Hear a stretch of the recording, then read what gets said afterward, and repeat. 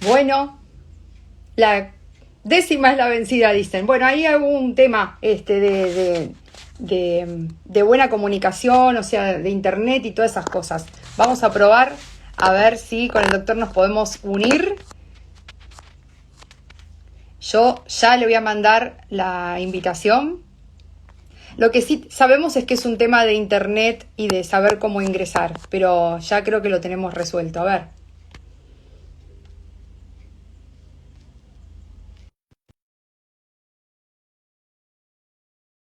ver que el doc se una. Están todos ahí uniéndose. Gracias por quedarse ahí a hacer el aguante, ¿eh? Hola, Adri. Estamos viendo cómo se conecta el doctor de a poquito.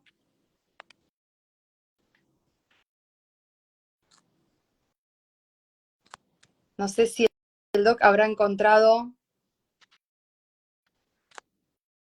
mi invitación debajo. Hola, Adri. Estamos acá con un tema, a ver cómo nos comunicamos. A ver.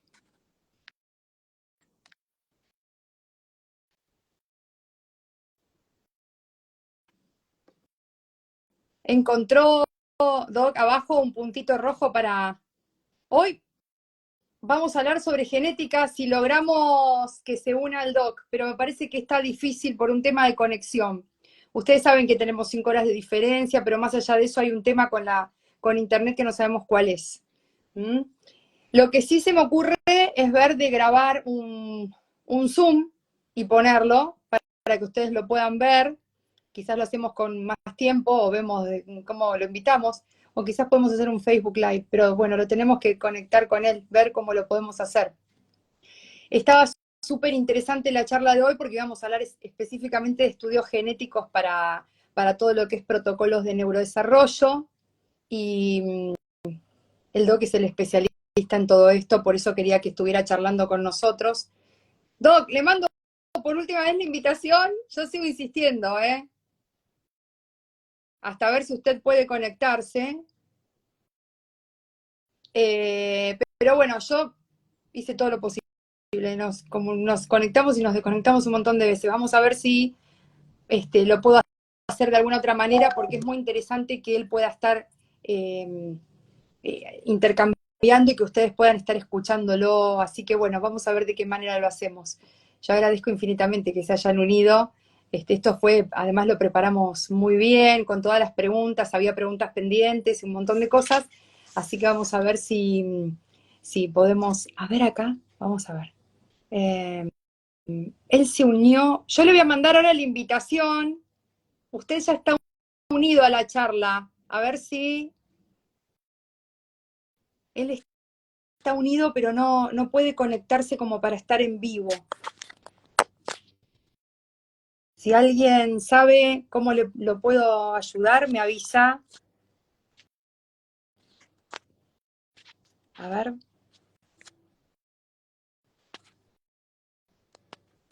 Doc, abajo, a ver. Fíjese que abajo de todo, cuando usted se une, si está escuchándome, hay como una camarita que dice un más. Apriete ahí y pida unirse. Así yo le doy el ok y nos vemos. A ver si lo podemos lograr así.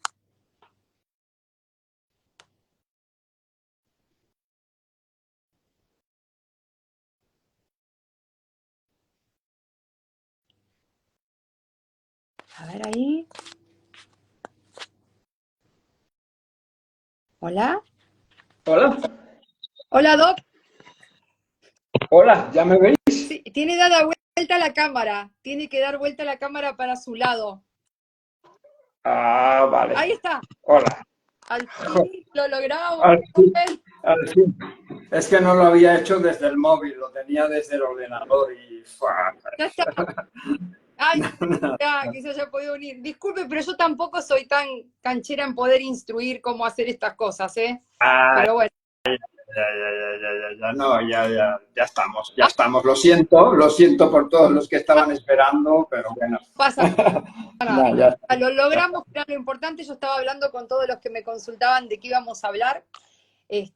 Bueno, más o menos les empecé a comentar. Esto va a ser un ida y vuelta de temas de genética, de estudios también para todo lo que es neurodesarrollo.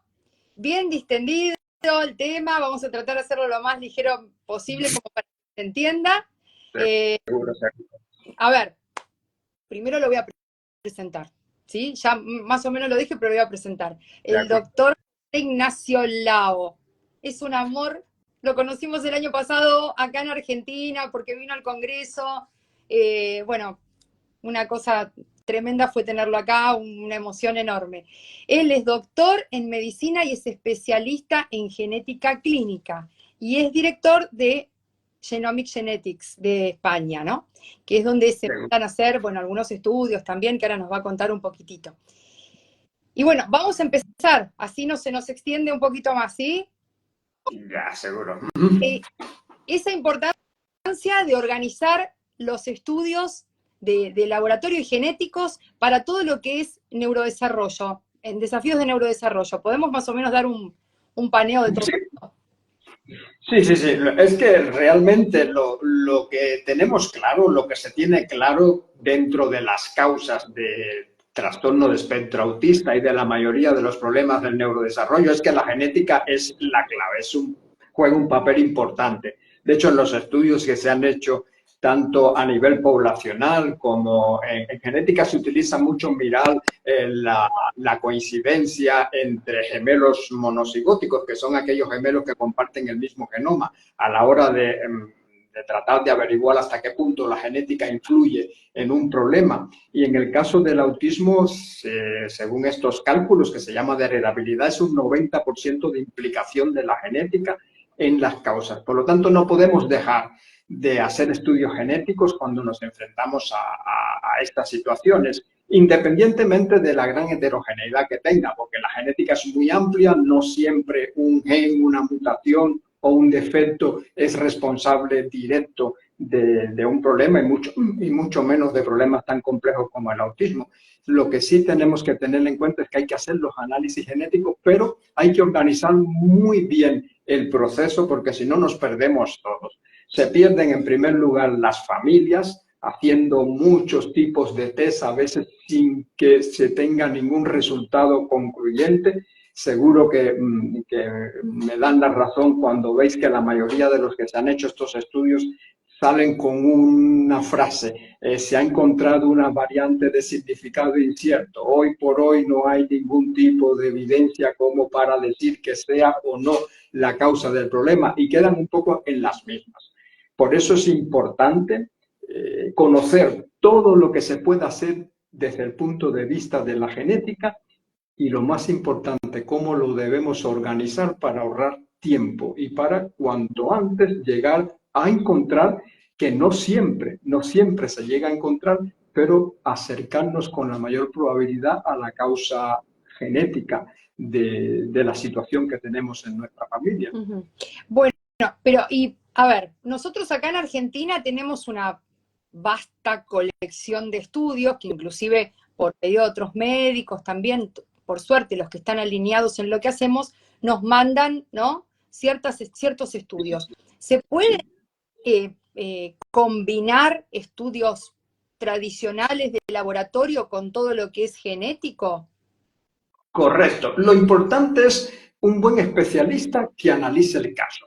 Bueno, ya todos sabemos los estudios que se hacen desde el punto de vista clínico, pero los especialistas en genética van un poco más allá. Miran lo que se llaman indicios, lo que llamamos patrón dismórfico asociado al problema.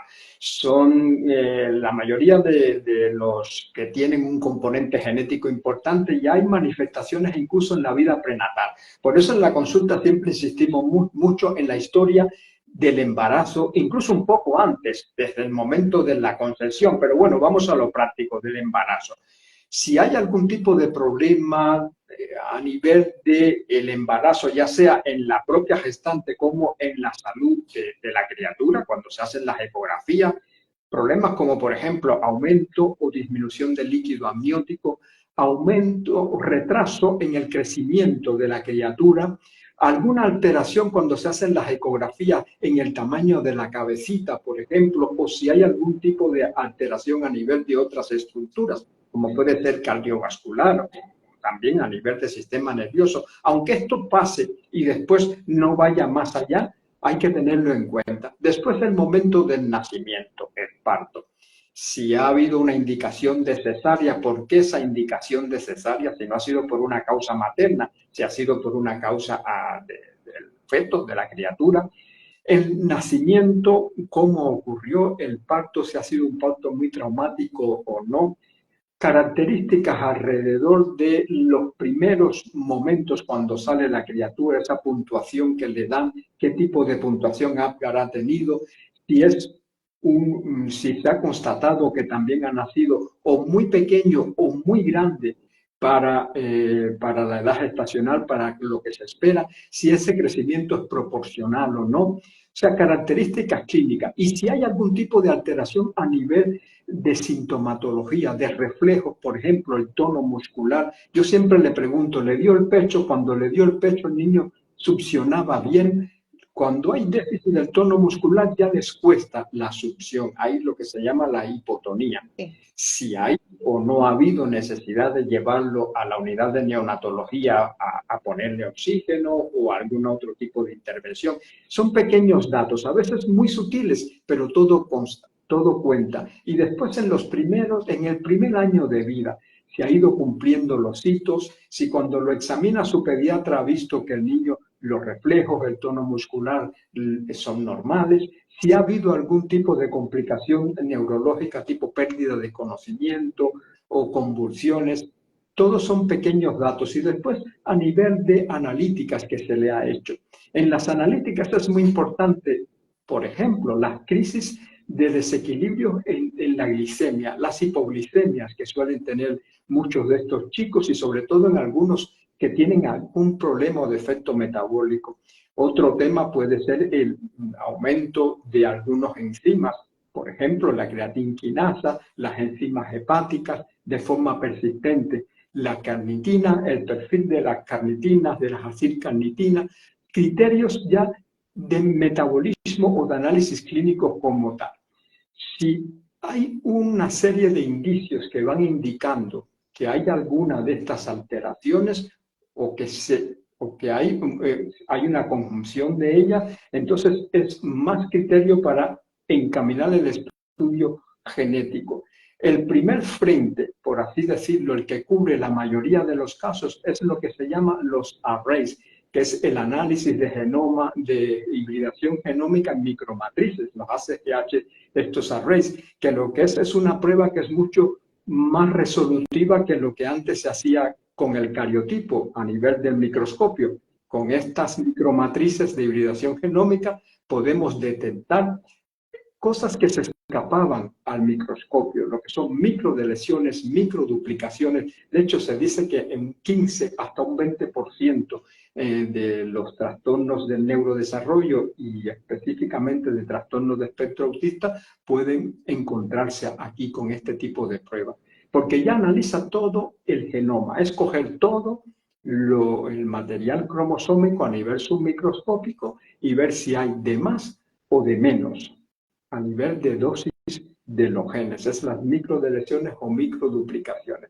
Si hay criterios clínicos, lo que llamamos patrón dismórfico, un crecimiento alterado, algún rasgo llamativo, siempre les comento a la familia, ¿veis en el niño alguna marca, algún rasgo que no es de la familia? Claro, hay familias que son de alta talla, todos son grandes, hay otros que tienden a ser pequeños, pero si el niño es demasiado grande o demasiado pequeño que ya os llama la atención, si el crecimiento es desproporcionado, el tamaño de la cabecita, si hay tendencia, alguna vez le han comentado que hay tendencia a que esté más pequeña, que es la microcefalia, o que esté más grande, que es la macrocefalia. Sobre todo, se ha comprobado en 3 mediciones, una vez no pasa nada. Si después en 3 mediciones se mantiene o hay algún otro rasgo, aquí valdría la pena además combinarlo con el exoma, con el análisis, la secuenciación de la parte del genoma que se traduce a las proteínas, o sea, del exoma que le llamamos en genética. combinando los arrays de hibridación genómica comparada en estas micromatrices con las técnicas de secuenciación, aumenta aún más el poder de detección de una causa genética. Y por esto son las pruebas que se indican, pero siempre cumpliendo criterios. Porque si no, si empezamos primero con el exoma, no miramos los arrays o miramos algún otro tipo de prueba genética específicamente en algún gen, pero que no cumple criterio, estamos perdiendo tiempo y sobre todo perdiendo no solamente tiempo, sino también recursos en el proceso. Y por esto siempre será importante y es importante tener la asesoría, el asesoramiento de un especialista que les vaya guiando, sin olvidar la relevancia de tener en cuenta todos estos antecedentes, tanto los antecedentes que podéis ir encontrando en estas pequeñas pistas. Al final es como un trabajo de un detective. Pequeñas pistas junto con un buen examen físico buscando rasgos, características que pueden en algunos casos no ser pasar inadvertidos. Hay que mirarla con este criterio, con esta lupa para poder detectarlos. Con esto entonces ya podemos ir ahorrando tiempo. A veces ni hace falta hacer la secuenciación de todo el exoma ni del genoma, sino ya con este criterio se puede suponer algún tipo de defecto en algún gen concreto y ya con esto ir directamente a mirarlo, a secuenciarlo, a analizarlo y a detectar el defecto. Y aún más, si le sumamos pruebas bioquímicas o pruebas hematológicas que se hacen en laboratorios de análisis clínico, tendremos aún más criterios para ir a tiro fijo, como se dice. Al final, en genética es como cuando vamos a pescar. O se va a pescar con vara o se va a pescar con red. Claro, muchas personas piensan que tirar la red es mucho más, es mejor, ¿no? Para ahorrar tiempo, pero a veces no es así, porque estas pruebas, hoy por hoy, aunque han aumentado la resolución, ha aumentado el poder de detección y han disminuido los costes, pues siguen siendo caras. Y es importante racionalizar el proceso. Como veis, es muy complejo. Hay muchos tipos de test, muchos tipos de posibilidades de analizar estos test, pero tenemos que organizar porque vamos en una carrera contrarreloj y al mismo tiempo en pruebas que pueden implicar un desembolso importante a nivel de recursos económicos. Ahí me surgen dos cuestiones, Doc. Primero, es saber, o sea, los estudios genéticos combinados con otros y organizados pueden llevarnos a un protocolo, pero bien individualizado, ¿no? O sea, la idea es saber que todos los chicos que al menos que nosotros recibimos son todos diferentes, que no pueden combinar, o sea, dos no pueden hacer el mismo tratamiento. La idea es que esto, que es algo de precisión, la medicina genética y los estudios más que nada, sean organizados como para que sea un protocolo bien individualizado. Correcto. Correcto, esto es lo más importante, la personalización. Al final es lo que nos va a determinar en primer lugar que vamos a llegar a unas opciones de tratamiento que son las que se corresponden y en el momento que se correspondan. Por una parte, los test genéticos que nos sirven para llegar a un diagnóstico o una aproximación diagnóstica y por otra parte otro tipo de análisis genéticos que ahora dentro de la llamada medicina de precisión, que a esto seguro te vas refiriendo, es lo que te permite reconocer también las características metabólicas de cada criatura, de cada personita, independientemente de que tenga o no tenga una mutación, defecto mayor, un defecto de esto que hemos hablado, pero que nos va a aclarar o a alumbrar el camino que debemos seguir en su recuperación. Y estos son los genes modificadores. Por esto, siempre la genética importa. No siempre la genética tiene una implicación hereditaria, sino que hay también una parte de combinaciones genéticas que lo que intervienen es en la distinta o la capacidad diferencial de cada persona de responder tanto al entorno donde vive, de responder a los tóxicos, de responder a las infecciones, de responder a la polución en general, como también de responder a todo lo que se le da, a la alimentación, de responder a los tratamientos, de responder a la suplementación. Y esta es la otra parte de la genética, la de la variabilidad. Por esto, en esta otra parte, más que hablar de mutaciones, hablamos de polimorfismos genéticos. El polimorfismo, de poli, de vario, morfismo, distintas formas, precisamente esto. Es lo que nos hace diferentes a todos. Y estas diferencias van a todos los niveles, desde la alimentación hasta los tóxicos, hasta los tratamientos. Y dentro de los tratamientos, tanto los tratamientos farmacológicos como los tratamientos no farmacológicos. Se suele identificar a la medicina integrativa como una medicina que va solamente a lo no farmacológico, cuando no es así. Es integrativa porque integra todo lo que tiene evidencia en medicina, tanto los tratamientos farmacológicos como los no farmacológicos. No se puede prescindir de nada, porque unos y otros bien indicados van a resultar beneficiosos para cada uno de nuestros niños y niñas. Claro. Lo importante es esto, la precisión a la hora de indicarlos, porque incluso un suplemento natural mal indicado puede resultar tan nocivo como un fármaco mal indicado. Y estos son los genes modificadores de lo que tanto hablamos, los polimorfismos genéticos, el otro escenario de la genética que va a ayudar a llevarnos por el camino de la medicina de precisión. Bien.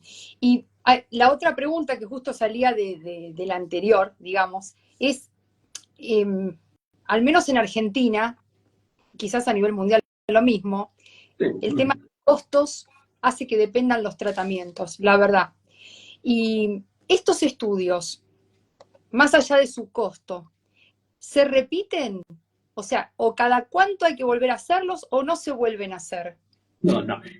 Los estudios del genoma, de la genética, ya sea los de la mutación de diagnóstico o los de los polimorfismos, donde está el Neuroprogram, que es el programa que hacemos, se hacen una vez y ya está. Porque es el genoma. El genoma lo tenemos desde el momento que nos concibe. Lo que cambia es los factores que determinan cómo se va a expresar este genoma. Y por eso es que en el Neuroprogram incluimos un gran apartado a analizar lo que quizás ya suena. Seguro que todos los que estáis aquí les suena mucho, que es la epigenética. La epigenética es factores que fuera del genoma determinan cómo se va a expresar este genoma. Hasta ahora era de forma aleatoria, de forma salvaje. Tenemos un genoma y cada uno se le expresa de forma negativa o positiva en función de cómo se relaciona o cómo se expone a los factores ambientales.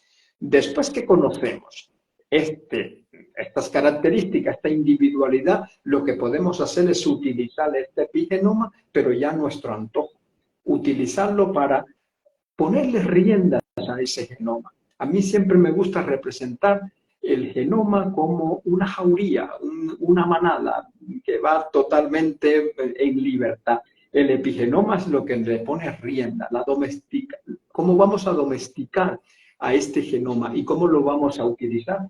Con fines preventivos en unos casos, pero sobre todo en estos casos con fines de llegar a la máxima precisión en cada una de las medidas que tomamos. Esto es lo que cambia. Siempre digo, el genoma no cambia. La posibilidad es cambiar cómo se expresa este genoma, pero para ello tengo que conocerlo lo más que pueda y sobre todo conocer en cuanto a estas individualidades de respuesta, individualidades metabólicas. Y esto es lo que, utilizando el conocimiento de la epigenética, nos va a dar las estrategias de actuación. Y nos va a dar el traje a medida que va a necesitar cada caso. Es el que nos va a decir, en este caso, si tengo que utilizar tal fármaco, pero solamente este que va por esta vía y a estas dosis. O no, o puedo utilizar este tipo de suplementación para forzar una vía metabólica que de entrada ya he caracterizado, ya sé que va o por el inicio, o por el medio, o por el final.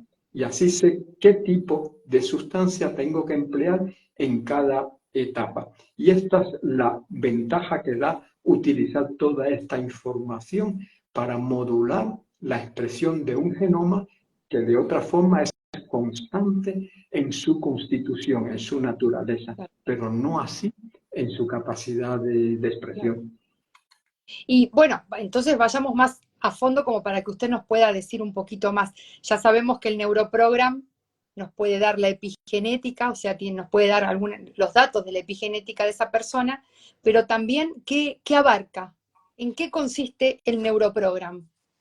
Sí, el neuroprograma es un estudio genético, pero no va a este escenario donde va el soma, el array, en los casos en los que vamos al diagnóstico, aunque también da una información diagnóstica, pero para aquellos casos en los que no es debido a una genética de efecto mayor, a los casos que llamamos sindrómicos, los síndromes, los raros, que por fortuna es lo menos frecuente. Vamos al multifactorial, a lo más complejo, a este que se representa siempre como un puzzle, porque va a tener una parte de información en cuanto al origen. Hay un gen muy importante dentro, especialmente dentro del autismo, pero también en los trastornos del lenguaje y otros trastornos del neurodesarrollo, que es un gen de la contactina, de las conexinas, de la capacidad de formar conexiones en las neuronas. Este gen es importante porque se ha visto que cuando aparecen las combinaciones de riesgo en este gen, aparece mayor riesgo a que se repita el autismo dentro de las familias. Se han hecho estudios en familias en Canadá, en la zona de Canadá, en casos de autismo que había más de 2 casos por familia. Y se ha visto que cuando aparece en este gen de la contactina, de la conexina, los que se han hecho en Neuroprogram recordará que siempre le insisto, este gen es el NAT2, el gen de la contactina o de la proteína asociada a la contactina, la proteína 2 asociada a la contactina. Es un gen que interviene en el lenguaje. De hecho, se puede ver también en niños que tienen trastorno en el desarrollo del lenguaje, pero se ha visto que también cubre alteraciones o manifestaciones a nivel conductual que entran dentro del trastorno de espectro autista. El gen MET igualmente, que es otro gen que va por la misma vía, que se expresa tanto en cerebro como en intestino. Ya si estos se van sumando, ya nos dicen que sí, que es un niño que tiene mayor probabilidad, o tenido mayor probabilidad de desarrollar el trastorno de espectro autista. Y dentro de ellos con problemas a nivel del lenguaje, ya sea en retraso en la adquisición como en el deterioro o problemas en el lenguaje en general. Después nos va a ayudar a entender cómo es la química cerebral, cómo cada uno de nosotros o cada uno de nuestros niños es capaz de mantener en equilibrio las sustancias químicas que al final van a ser el sustrato para el funcionamiento del cerebro. A nivel evolutivo se han ido cimentando, se han ido consolidando rutas químicas que permiten, por una parte, estar en contacto con el entorno, procesar los estímulos. De hecho, es la que permite en el reino animal estar alerta y escapar de los depredadores. Aquí, fundamentalmente, hay una sustancia que os sonará, que es la dopamina, la vía dopaminérgica, porque ha sido una de las hipótesis primarias que se había utilizado para explicar algunos de los problemas asociados al trastorno del espectro autista. Está en la otra, la vía de la serotonina, la oxitocina, que tiene que ver también con el tema social. Toda esta química cerebral la analizamos desde cómo se produce, los transportadores que hay para llevarla a cada zona del cerebro, los receptores y cómo se elimina. Aquí es otra gran variabilidad que vamos encontrando dentro de ese puzzle. Después vemos el sistema nervioso autónomo, el no consciente. Este es un sistema que tenemos para responder sin tener que detenernos a pensar cuando estamos en peligro. Por eso digo que lo hemos ido adquiriendo también evolutivamente, que es el que se basa en el funcionamiento de lo que se llama el adrenérgico y no adrenérgico. Es el que nos hace de forma automática procesar una situación de estrés. Se ha visto que muchos de estos nenes tienen un predominio de la parte adrenérgica y que por lo tanto es todo lo contrario, cuando están bajo estrés quedan bloqueados. Y por esto es importante también mirar, porque nos ayuda a entender la capacidad de gestionar el estrés y por qué hay algunos de estos chicos que se quedan bloqueados en estas situaciones. Esto es muy importante porque a los terapeutas también les da una información. A la hora de las terapias siempre le digo, cuando caen en este grupo, son niños en que las primeras sesiones no parezca que se pierde el tiempo si le damos tiempo a él a que se familiarice, tanto con el terapeuta como con el entorno, porque estos niños necesitan más tiempo para familiarizarse y cuando se familiarizan, entonces les genera menos estrés. Si no, cada nueva situación les genera mucho estrés y no progresa. Se mira también otros factores fuera del sistema nervioso que aquí pueden provocar ruido de forma secundaria. Uno de ellos, la inmunogenética, el sistema inmune. Muchos de estos niños, y seguro de los que estáis escuchando lo podéis dar testimonio por sus propias vivencias, tienen un sistema inmune hiperreactivo. Tan hiperreactivo que desarrollan excesos de inflamación. La inflamación es el reflejo de que nuestro sistema inmune está funcionando, es el ataque. Hay mediadores proinflamatorios que son las sustancias que atacan todo lo que tienen que atacar y destruir. Pero un sistema inmune hiperreactivo no es capaz de discriminar entre quién es el amigo y quién es el enemigo y termina por atacar al propio organismo y dentro de ello acá arriba, a nivel del cerebro, activa unas células que se llaman las glías que terminan por destruir incluso circuitos neuronales, las neuronas. Y por eso se ve que en algunos momentos en que esta inflamación se nos ha ido de las manos, estos niños se empeoran también, sobre todo a nivel de inflamación intestinal. Hay uno de estos genes que os comentaba al principio que se expresa en cerebro e intestino. Para nadie ya es un secreto y el eje intestino-cerebro bidireccional es importante tenerlo en cuenta y aquí tenemos una pieza objetiva y clave dentro del sistema inmunitario igualmente. La detoxificación, otra cosa que no es un secreto para ninguno de los que estamos aquí. Cuando le hacen un análisis a vuestros chicos, veis que tienen tendencia a tener metales pesados elevados, entre otros tóxicos, y se preguntan, pero si está en el mismo entorno que el hermano o el primo, sin embargo ellos no, y él sí. Se ha visto que en estos chicos y chicas está anulado más de 2 sistemas de defensa que tenemos para luchar contra los tóxicos. A nivel hepático tenemos estos escudos que nos protegen. En ellos están limitados, no los protege y por lo tanto a la mínima exposición se elevan. Y así son distintas piezas que incorporamos en el neuroprograma. Para ir colocando, hay niños en las que predominan las del sistema nervioso, afortunadamente no las de los tóxicos, hay otros en las que sí, los tóxicos, sistema nervioso y sistema inmunitario, hay otros que el sistema inmunitario no, y así es la gran variabilidad. Si a esto le sumamos la pieza epigenética y la pieza de farmacogenética, completamos la información para ir diseñando las estrategias de soporte, que ya digo, siempre van, preferimos basarnos en la corrección a nivel de la alimentación, lo que es un plan nutricional, pero sobre todo el uso de nutracéuticos en los casos en los que se pueda utilizar, qué tipo de nutracéuticos utilizar, si es para la entrada, si es para la media, a mitad del metabolismo o al final, y en el caso de que tengan complicaciones neurológicas u otro tipo de complicaciones que no quede otra que utilizar el fármaco, saber qué tipo de fármaco se puede utilizar con él, que en la mayoría de los casos incluso os dará la información del paracetamol, el ibuprofeno o cualquier otro fármaco que tengan que utilizar estos niños. Y así sería un protocolo a aplicar en cada uno de ellos que puede ser muy diferente de uno a otro, independientemente que clínicamente tengan las mismas manifestaciones. Es maravilloso, porque la verdad, bueno, cada vez que yo me voy para atrás, en mi caso, mi hijo fue diagnosticado a los 2 años y medio, ya tiene 18, y de todo esto no se sabía nada, y pasaron los años y seguíamos como que no podíamos tener información, y yo imagino que hay muchas familias que están pasando por lo mismo. La diferencia es que hoy estamos en condiciones de poder tener estos estudios al alcance y de poder tener, ¿no? Una información increíble como para poder hacer un tratamiento, un protocolo. Nosotros tenemos, yo creo que también es a todo nivel, en todo el mundo, lo mismo, ¿no?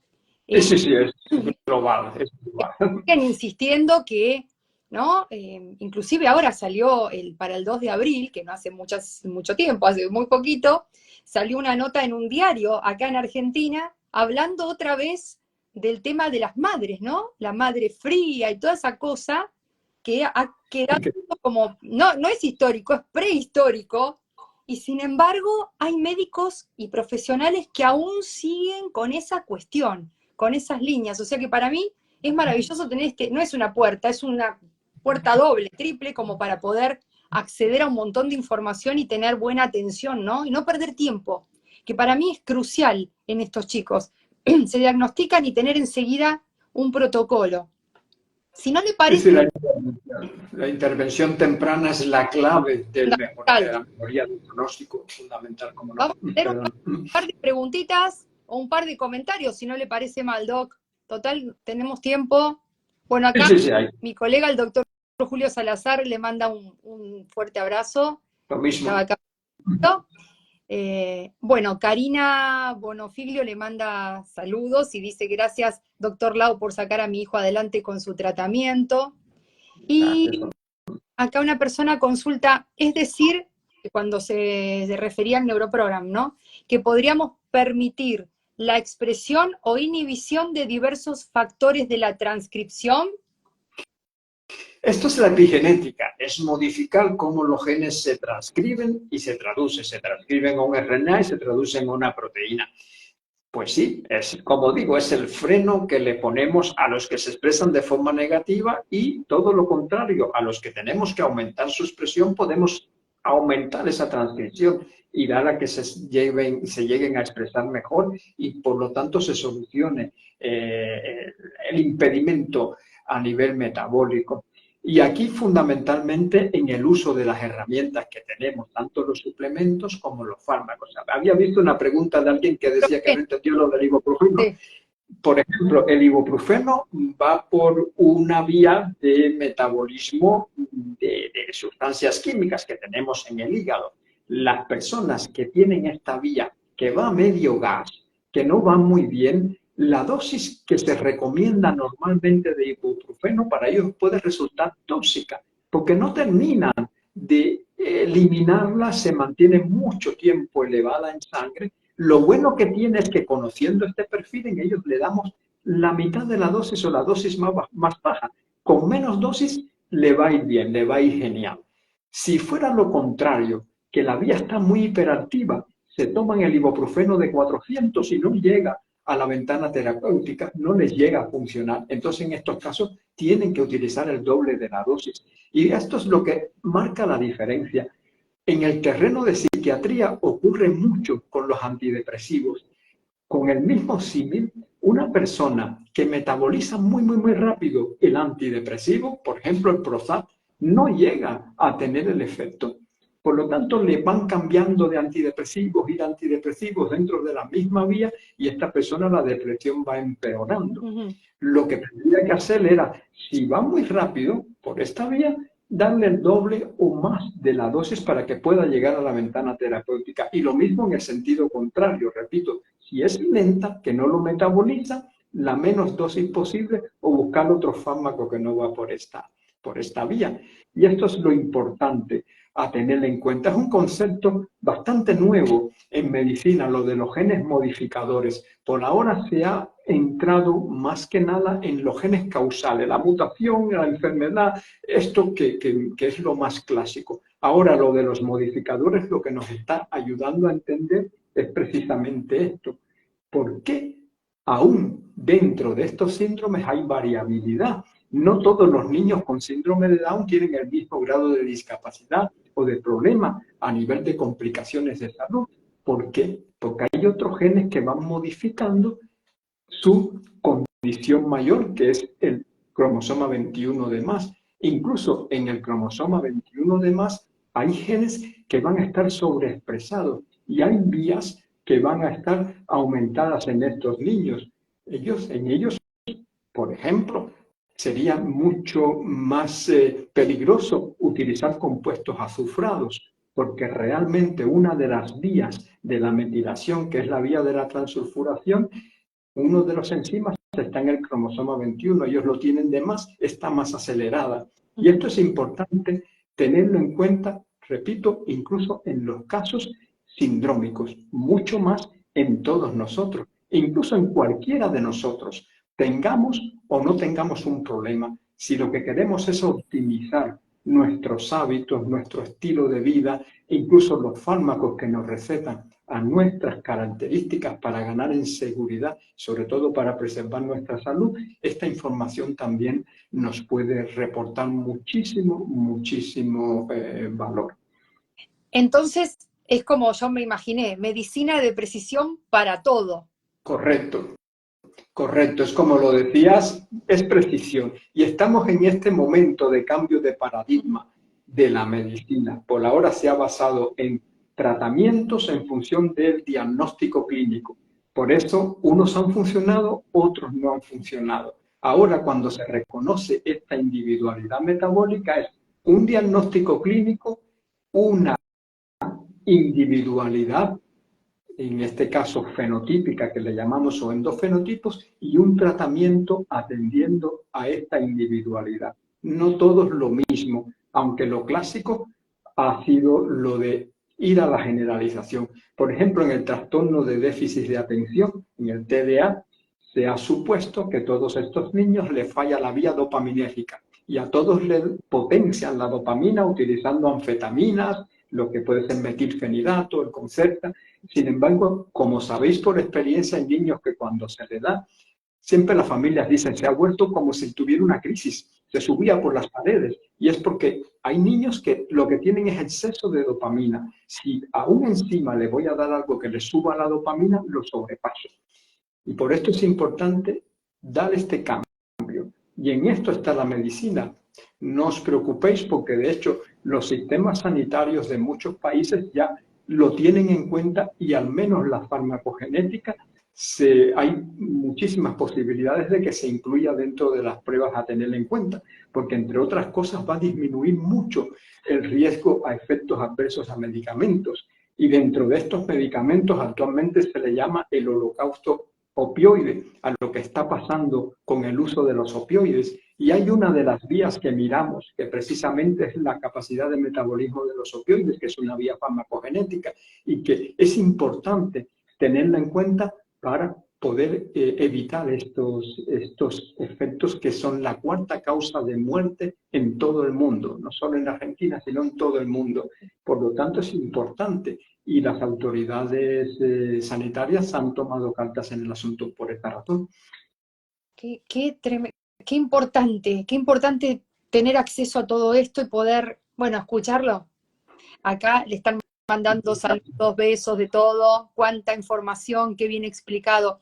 Me encanta porque lo explica de una manera, hablar de genética no es fácil y en las veces no se entiende nada, vamos a ser honestos, y la verdad usted lo explica de una forma, lo hace tan simple que todos los padres, todos los que somos papás podemos entender de qué se trata y por qué es tan importante.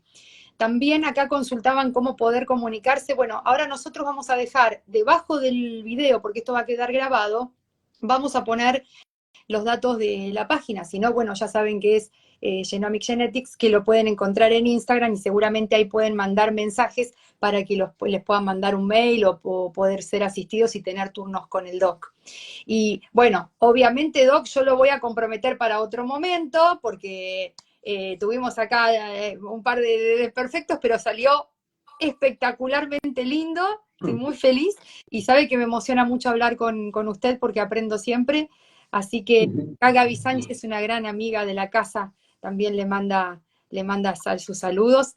Y bueno, quedamos en contacto y seguramente lo voy a comprometer para otro momento y que podamos charlar un poquito más, ¿sí? Muchísimas gracias. Un placer compartir con todos ustedes, ¿eh? Siempre es un placer, cómo no. Gracias a todos los que se han podido unir y que, bueno, después seguramente se va a replicar y lo van a poder seguir viendo en otros horarios. Yo ya expliqué que para Argentina es un horario a veces un poco complejo, la 1 de la tarde, pero bueno, nos han acompañado un montón, así que les mando un cariño muy grande y muchas gracias por todo. Gracias, Doc. Nos vemos Un próximamente. abrazo. Chao. Adiós, hasta la próxima. Adiós.